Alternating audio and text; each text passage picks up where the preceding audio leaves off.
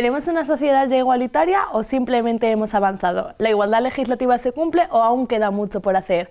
¿Cuánto de grande es la brecha salarial? ¿Cómo se distribuyen las tareas? ¿Cuál es el papel de los hombres en el feminismo? ¿Qué retos tiene la sociedad para seguir mejorando el acceso a los derechos de las mujeres?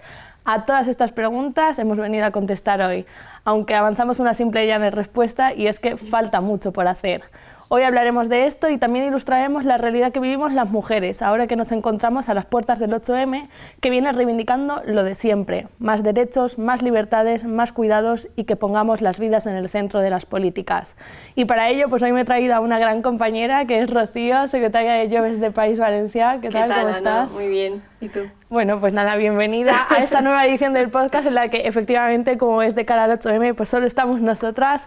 Así que, bueno, para comenzar un poco y entrar en calorcito, yo creo que lo primero es que nos contemos un poco cómo empezamos como mujeres jóvenes en el movimiento feminista, porque si hay algo relevante y que nos señala como generación es que hemos sido también un poco la punta de lanza de ese movimiento feminista, así que creo que hay que empezar por donde empezamos. Cuéntanos. Pues yo empecé en la universidad porque estando estudiando la carrera me empecé a iniciar en el movimiento estudiantil, entré en un sindicato estudiantil ahí en la universidad. Y a raíz de ahí, con las compañeras del sindicato y haciendo diferentes campañas, también empezamos a trabajar todo el tema de feminismo. Me acuerdo que había formaciones exclusivas sobre feminismo, empezamos un poco a involucrarnos en todo este movimiento, a contactar con colectivos feministas, y además fue la época un poco después de grandes movilizaciones, 2018, 2019, todos estos años, o sea que fue como un boom para mí. Y muy bien. Total. ¿Tú qué tal?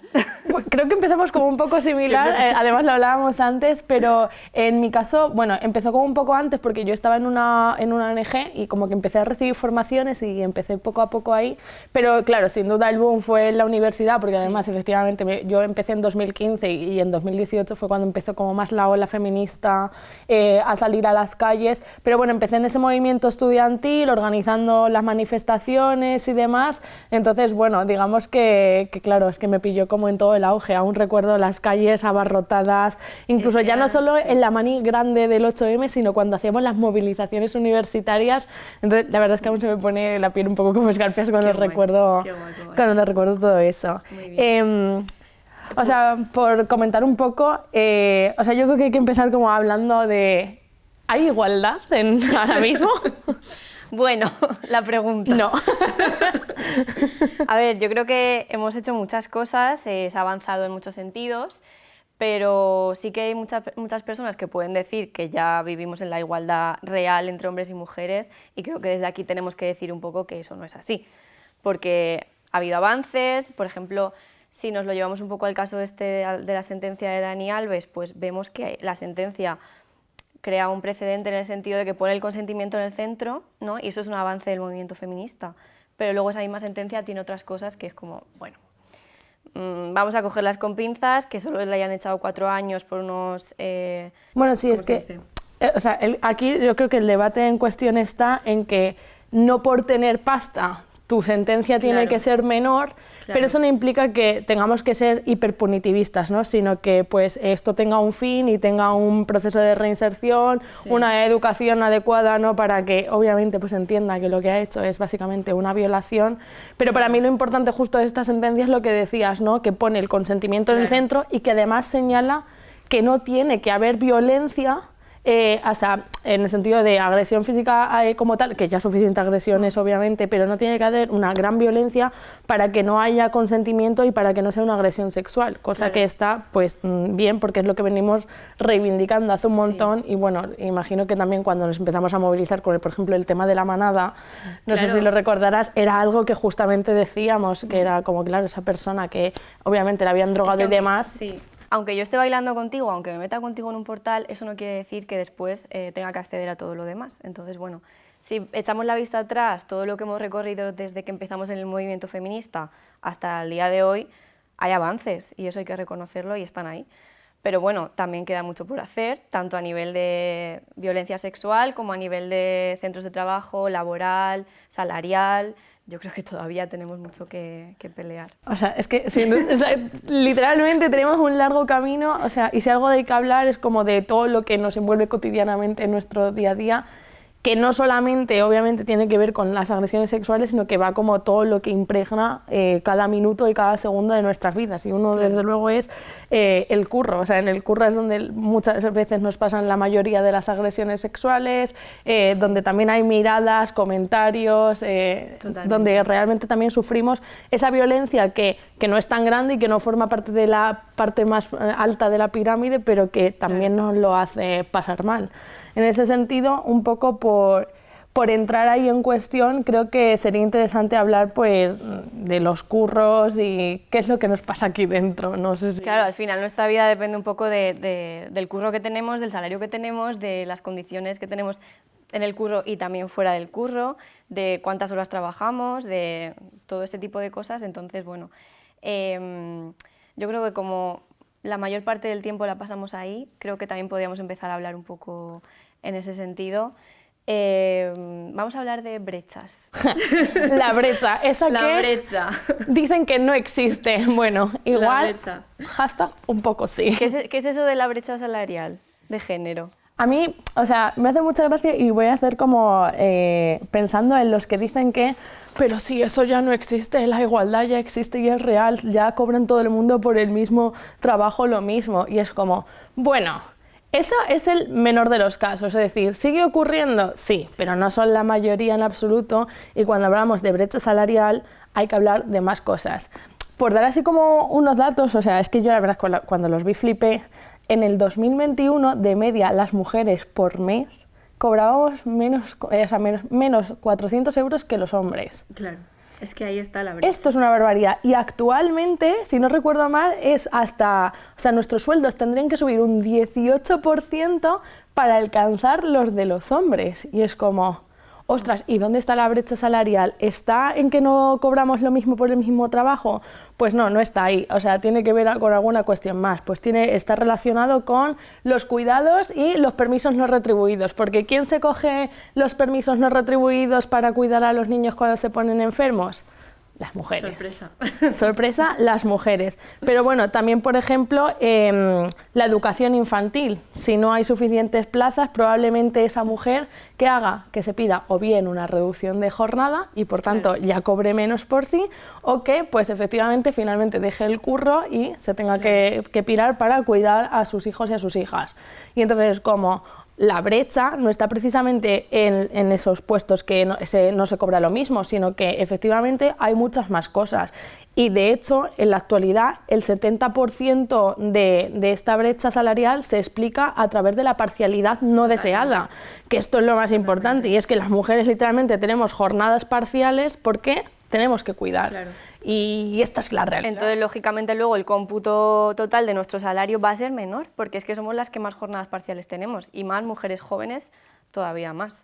Totalmente. Y ya si nos metemos en matices, es que podemos hablar de los pluses masculinizados, que claro, esto no es súper conocido y la gente no lo sabe, pero a mí cuando lo vi explicado me pareció una locura. Y es como dentro de un mismo puesto de trabajo hay como diferentes, luego, digamos, acciones que pueden darte un plus. Por ejemplo, vamos a poner el caso de los limpiadores y limpiadoras, ¿no? Pues una limpiadora puede estar cobrando, yo qué sé, vamos a poner 1.300 pavos, ¿no? Y en el caso de, por ejemplo, un tío que también sea limpiador, si por ejemplo hace la limpieza de los cristales y se tiene que colgar con el arnés y tal, eso puede llevar un plus y por tanto la misma categoría se la estarían. ¿Por qué? Simplemente porque esa acción concreta está masculinizada. Claro. Y ahí es a donde vamos a lo que categorizamos como la división sexual del trabajo. Claro, es que ahí entran pluses de nocturnidad, de peligrosidad, penosidad, todo este tipo de cosas que además las suelen hacer los hombres. ¿Por qué? Porque existe eso que tú llamas división sexual del trabajo, que es así, que al final es el trabajo productivo versus el reproductivo, y son trabajos que están diferenciados por género, pues las mujeres estamos más empujadas a un cierto tipo de trabajos y los hombres a otros, ¿no? Qué casualidad que los trabajos a los que nos solemos dedicar las mujeres son los más precarios, los peor pagados, los que tienen más jornadas parciales, y ahí es donde entran, por ejemplo, las trabajadoras del hogar, entran las trabajadoras de la limpieza, entran trabajadoras de guarderías o centros educativos infantiles, y al final son trabajos que están mucho más minusvalorados que los de los hombres. Y claro, igual el salario base de un hombre y una mujer es el mismo, pero si las mujeres no tenemos todos esos pluses y esos complementos, al final nuestro salario es más bajo. No, es que claro, o sea, aquí muchas veces se habla como que ya hay igualdad y es como, vamos a pararnos un poco a pensar, porque justamente que los trabajos relacionados con los cuidados sean los peores pagados, ¿por qué es? Igual es porque mayoritariamente las mujeres estamos ahí y porque no le hemos dado la suficientemente importancia a los cuidados. Claro. Y esto ya no solo desde la derecha, sino incluso también desde la izquierda se ha hecho mucha crítica a, oye, que las tareas reproductivas sostienen también todo esto, lo que llamamos capital, o sea que vamos a darle una vueltita. Bueno, yo o sea que además justamente estaba pensando, digo, con esto que decías de todas las trabajadoras del hogar, las de educación, tal, no sé qué.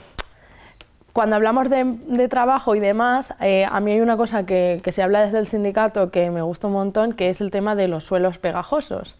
Y es que yo creo que hay que combatir un poco la idea de el feminismo viene a romper todos los techos de cristal. Bueno, sí, igual también a eliminar todos los suelos pegajosos. Es que es donde está el problema, realmente. Claro, y donde estamos la mayoría, literalmente, porque quiero decir, a romper el techo de cristal llegan pocas, pero es que además que haya puestos de trabajo, digamos, como de una alta esfera a los que vayamos a llegar las mujeres, pues hay relativamente 4. Entonces el resto, literal, somos trabajadores y trabajadoras normales que básicamente tenemos que acceder a unas condiciones dignas. Y eso es lo que no está pasando en este país cuando hablamos de que efectivamente los cuidados están pagados pues fatal. Sí. Y el suelo pegajoso es un poco lo que tú estabas comentando, que es los trabajos más precarios que los hacemos nosotras.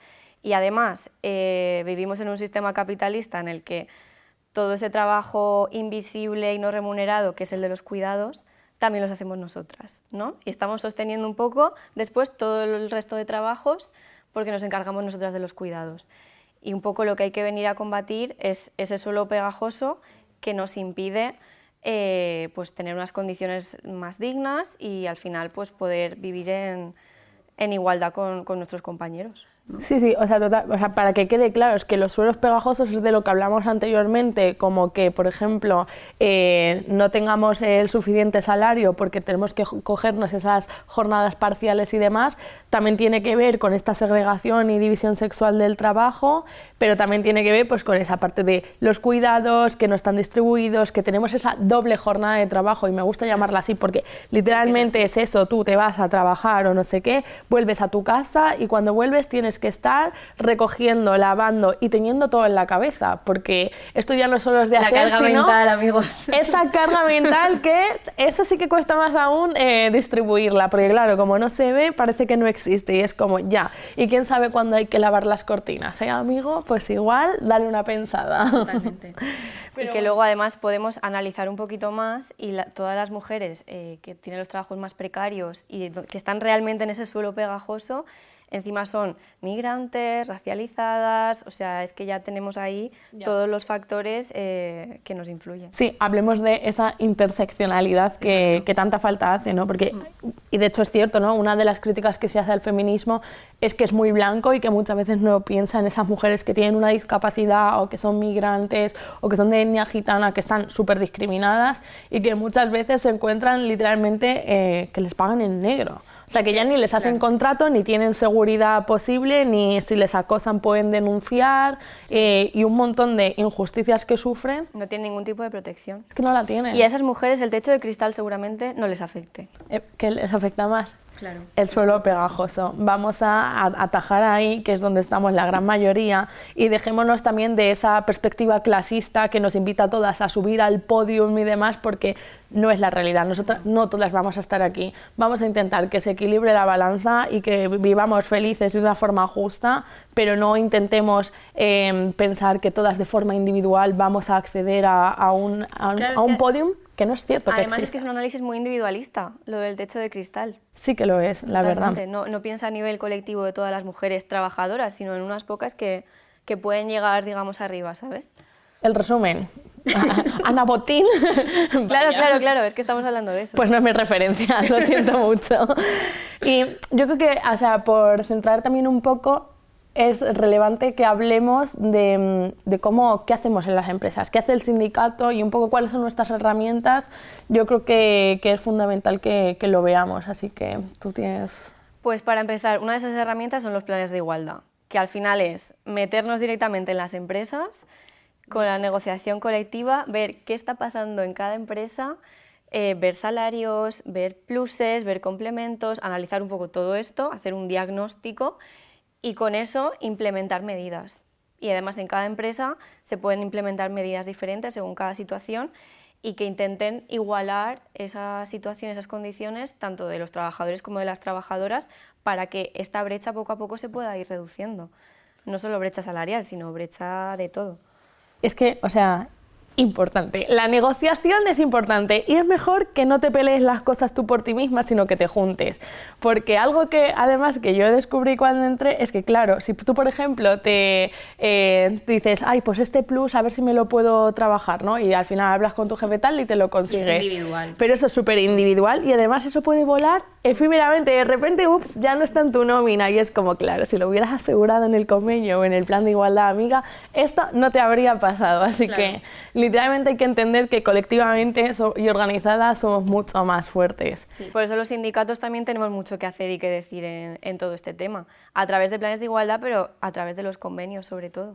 Total, a mí hay otra herramienta que sí que me gustaría traer y a colación, que es el Observatorio contra las Violencias y Agresiones Sexuales, que es un observatorio que tenemos aquí desde Comisiones Obreras, que sirve un poco para, no como canal de denuncia, pero sí para que tú nos puedas escribir, puedas estar en contacto con nosotras y nosotras podamos asesorarte, atenderte y acompañarte en todo el proceso, porque una de las cosas que justamente, como decía antes, es que vivamos esto como de forma sola, ¿no? En plan, claro, esto me está pasando a mí, no sé qué hacer, pero voy a intentar salir de aquí, y es como, no tienes que pensarlo tú sola, la inteligencia colectiva está ahí para servirnos y está efectivamente para esto, para sacarnos de aquí juntas. Entonces, este observatorio sirve, así que si en vuestros curros, o a vuestra amiga, o a vuestra hermana, o a vuestra madre le pasa algo que tiene que ver, está relacionado con las violencias y con las agresiones sexuales, yo sí que os digo que esta herramienta está, que sirve para que os acompañemos y para que estemos ahí. Así que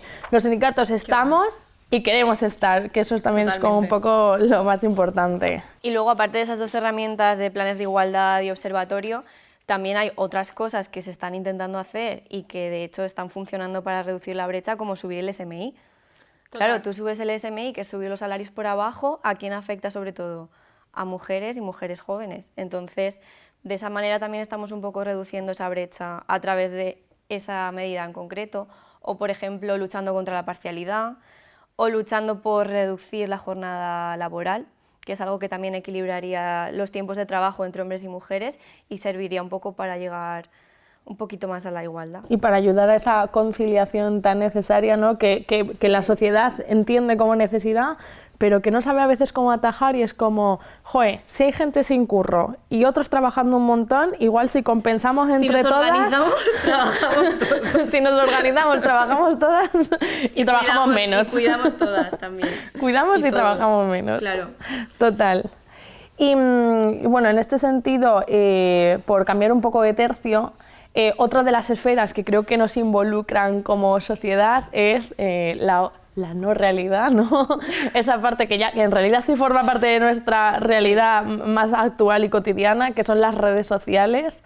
Entonces, hay un poco, creo que... Hablando de violencia, ¿no?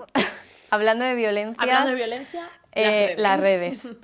Cuéntame, ¿has visto los vídeos estos de El Muro? Hostia. Es que es muy fuerte eso. Esto es una puñetera barbaridad. O sea, básicamente son unos chavales que se ponen a hablar y a decir, no, es que las tías que ya han pasado de 30, pues ya no nos valen porque ya no están buenas. Entonces hay que ir a por las que tienen 24 o menos. Y es como... Sí, literal. Literalmente, o sea, es como que a partir de los 30 pierdes tu capacidad, tu validez como persona, porque básicamente pasas a ser algo que ya no es cosificable y que ya no es atractivo sexualmente, y es como...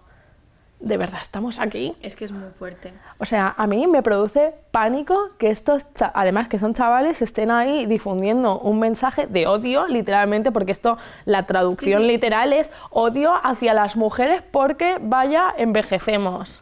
Lo que pasa es que a mí esto no me parece nada nuevo, simplemente creo que se ha reciclado, porque a cuántas actrices, a cuántas mujeres, ¿no? Cuando ya eres mayor, ya de repente no pierdes toda tu validez, ¿no? Te dejan de contratar en sitios, en temas de cultura de repente ya no tienes acceso, ¿no? Claro. Y simplemente ahora creo que ha cogido, se ha actualizado, además es como, me gusta decir que la violencia, en estos casos la violencia se actualiza y es como Windows de 14, 15, no sé ya, pues igual la violencia lo que ha hecho es dar una vuelta de tuerca, ¿no? Y decir, pues me actualizo. Claro. Y ahora ya no odiamos a unas pocas, sino que os odiamos a todas por tener 30 años y ya no ser suficiente cosificable. Y además lo hacemos a través de las redes, creando contenido que consumen chavales jóvenes, y es como, bueno, el patriarcado usando nuevas tecnologías, pero el patriarcado de toda la vida, al final.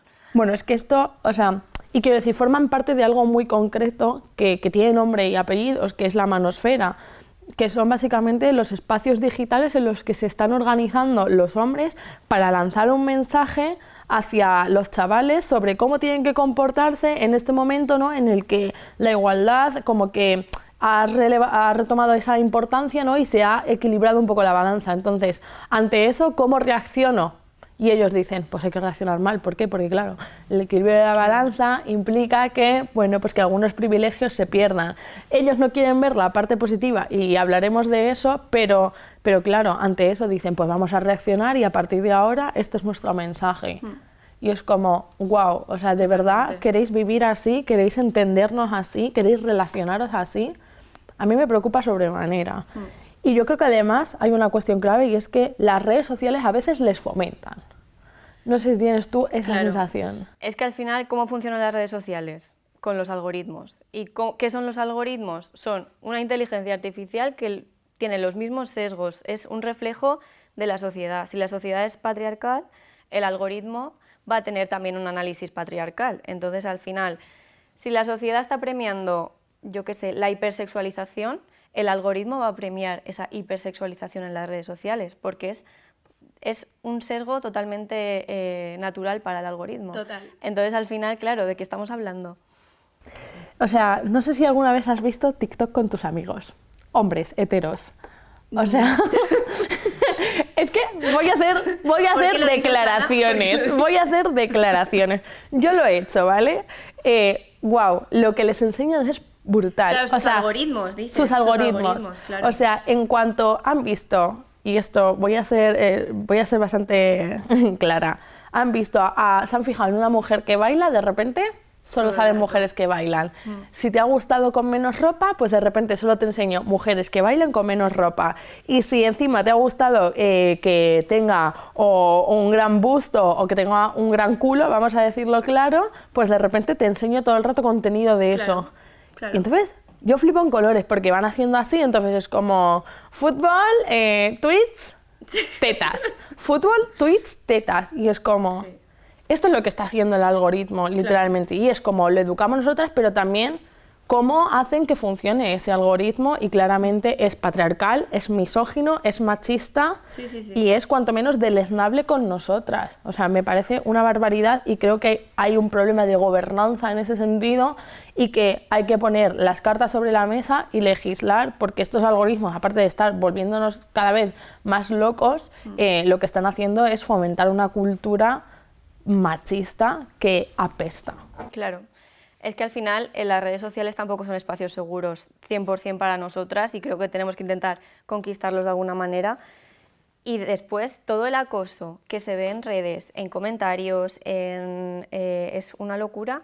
Por un lado ese acoso y por otro lado no hay sanciones para todos esos comentarios de odio y esos insultos. Pero pezones no, por favor. Claro.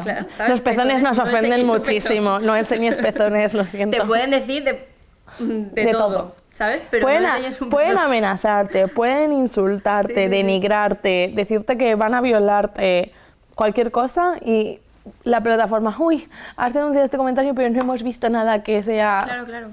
Y es como, wow, igual hay que revisarnos un poco la misoginia interiorizada. Sí. Entonces, bueno, las redes muchas veces acaban siendo espacios que es que dices, paso de entrar porque es súper hostil y es que no me hace ninguna gracia, y también estamos dejando un poco que acaparen estas personas y estos hombres también esos espacios, y creo que deberíamos intentar conquistarlos nosotras, aunque ya se está haciendo, porque, por ejemplo, a raíz de todo el caso de Dani Alves, hubo todo un movimiento, igual que con el tema de la manada, de mujeres diciendo yo te creo, vamos a intentar a luchar por esto, Total. Estamos contigo. Entonces las redes también sirven un poco para eso.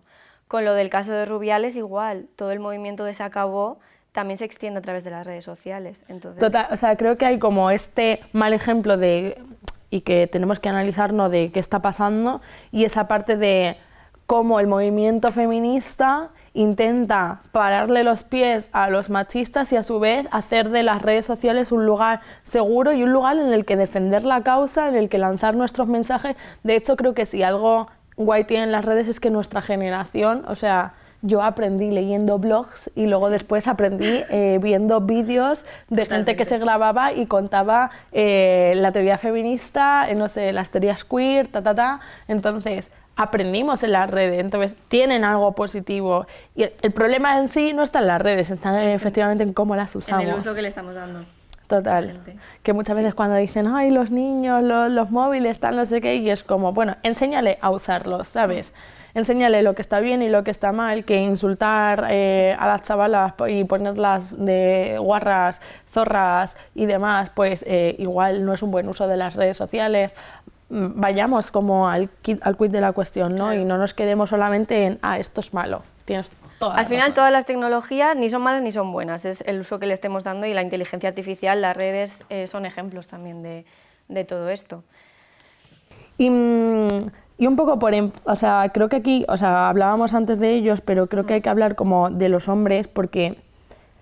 Hablemos de hombres. Hablemos de hombres, o sea, si hablamos de las mujeres, también tenemos que hablar de los hombres, porque claro. Encima, o sea, hay alguien que dirá, no, es que el feminismo no es para los hombres, no, es que en el feminismo los hombres no tienen cabida, y es como, los hombres sois el 50% de este planeta, y como esto se trata de una cuestión social, pues efectivamente vosotros sí que tenéis un rol importante en el movimiento feminista.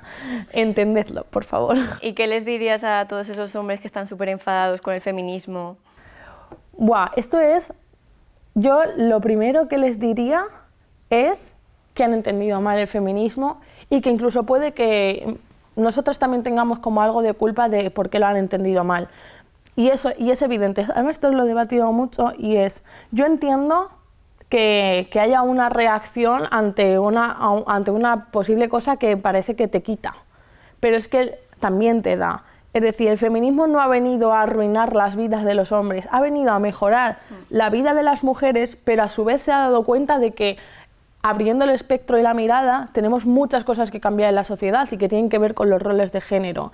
Entonces, por ende, también les beneficia a ellos en cierta parte. Y no empezó así, pero el feminismo hubo un momento que empezó como para liberar a las mujeres y conseguir más derechos para ellas, pero dijo, wow, igual hay muchas más cosas que cambiar, ¿no? Y abrió esa perspectiva. Entonces, para mí, creo que lo primero que tienen que entender es eso. Y luego hay una cuestión clave, y es que efectivamente les va a hacer más felices. ¿Pero por qué? Porque también les libera de todos esos roles, de esa caja en la que le meten, en la que tienes que ser a una persona robusta, que no tiene control de su ira, ¿no? Que es dura, que no tiene sentimientos y demás. Sale de ahí totalmente, te libera también como de esa carga de tienes que liderar tu familia, llevarla en los hombros, tal, no sé qué, hacerte cargo de todo, y es como, no, o sea, tienes que compartirlo con la persona con la que estés, o si no estás con nadie, compartirlo con tu familia, con tus amigos y demás. No tienes que encerrarte ahí, y el feminismo también va de eso, de hacer los problemas más comunes, de ver cómo podemos trabajar mejor juntas, y se han puesto sobre la mesa un montón de problemas a los que tenemos que atajar como sociedad, en los que ellos también forman parte. Además, ahora que veníamos hablando de todo el tema este de la manosfera, es que yo creo que esa forma de ser hombre, que es una forma tóxica, llena de odio, llena de rabia, pero también hay muchísimos otros hombres que no quieren eso, y que quieren vivir de otra forma, quieren convivir, quieren una sociedad más justa, más igualitaria, y quieren una forma alternativa de ser hombres. que no solo haya una manera de serlo y sea una manera tóxica, sino que hay 1.000.000 de formas de ser hombre y también el feminismo es eso. Claro, justamente, o sea, lo que está pasando ahora es que la sociedad ha cambiado, evidentemente ha cambiado, y el feminismo ha hecho que se compense un poco más la balanza. Y ante estos cambios, la gente, los hombres, tienen que volver a recolocarse en la sociedad. Entonces, la respuesta no puede ser lo que les dan estos chavales, y bueno, y no tan chavales, de TikTok, diciéndole, mira cómo tienes que ligar ahora con las mujeres, que básicamente técnicas de manipulación, etcétera. No es una cuestión de odiar a las mujeres porque es que nos están pisando y están pasándonos por encima, porque no es cierto, la igualdad está en papel y como ya hemos visto anteriormente, queda mucho por hacer. Entonces, de eso no va el feminismo. El feminismo va justamente de todo lo contrario, y las masculinidades han de dejar de ser patriarcales, hegemónicamente machistas e iracundas, ¿no? Y pasar a ser unas masculinidades que sean más abiertas, que sean más feministas, que aboguen por la igualdad y que básicamente quieran ser más felices y convivir mejor, y no se vive mejor odiando a las mujeres y diciendo cosas que no son reales. No. Se vive mejor analizando dónde están los problemas y hablando para solucionarlos y haciendo políticas que de verdad merezcan la pena y nos hagan vivir mejor. Entonces, que no nos mientan con que el feminismo ha venido a pisar a los hombres, porque es mentira. El feminismo quiere que ese 50% de la población sea partícipe del cambio, porque es con quienes vamos a convivir y por lo tanto no es a los que queremos literalmente pisar. Totalmente. Así poco más que decir, amiga, la verdad. Creo que con esto le hemos dado como un repaso a todo. Para mí, conclusión, está mal la cosa, está mal la cosa. Se puede mejorar. Progresamos adecuadamente. Nota, progresamos adecuadamente. Sí. Para el próximo trimestre esperamos que un 7, un 8, un notable. Sí, vamos subiendo poco a poco. Yo creo que al final tampoco nos podemos dormir en los laureles porque hemos conseguido muchas cosas, pero en el momento en el que te paras y pestañeas, la cosa va para atrás. Entonces tenemos que intentar conseguir más avances mientras defendemos lo que ya hemos conseguido. Al final es un poco agotador, la verdad, sí, pero es igual que en los derechos laborales, en el sindicalismo, es un poco lo que tenemos que hacer. Totalmente. Y lo último, decir que la calle, la noche, los curros y las redes también son nuestras compañeras. Así que 8M, salir a las calles, reventarlas y sigamos reivindicándolo siempre, que es más derechos, más libertades y más igualdad. Muy bien.